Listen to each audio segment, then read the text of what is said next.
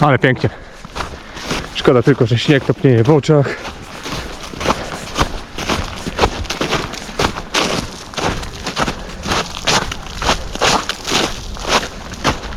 A my znowu na wzgórzu blisko domu.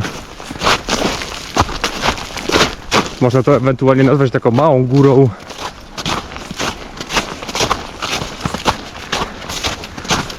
Dla niektórych byłby to tylko mały pagórek.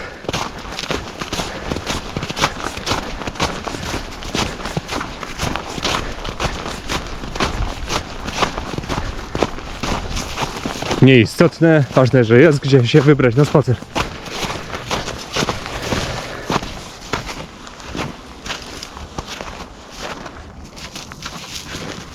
Tym razem nie ma tu żadnych jeleni, ani saren.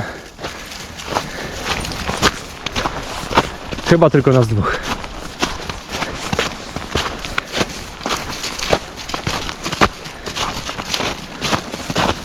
A jak są wilki, to w tamtym kierunku. Okupują inną część Beskidu Małego.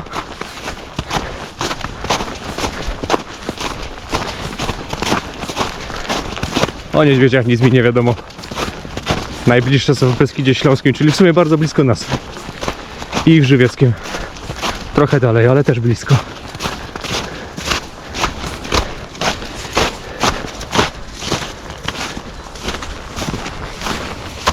A, wełszymy ślady sarenki, wełszymy.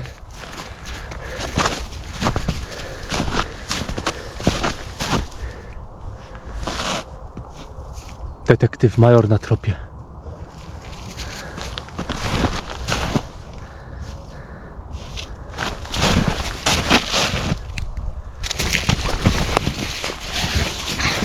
Komandos major przyjmuje zapach lokalny, żeby nie być tak łatwo wykrywalny.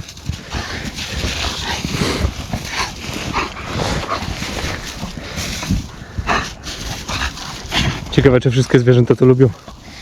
Przynajmniej te, które mają nogi.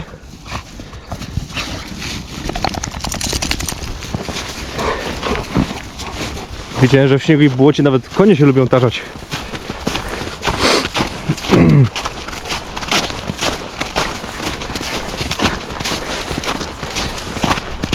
I tak oto sobie idziemy śnieżnym wzgórzem.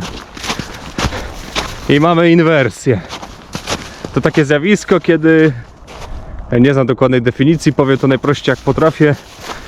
Po prostu chmury są w dolinach, a niebo jest czyste i praktycznie bezchmurne.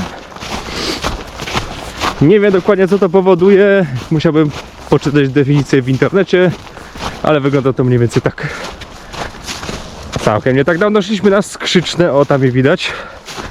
Trochę poniżej słońca.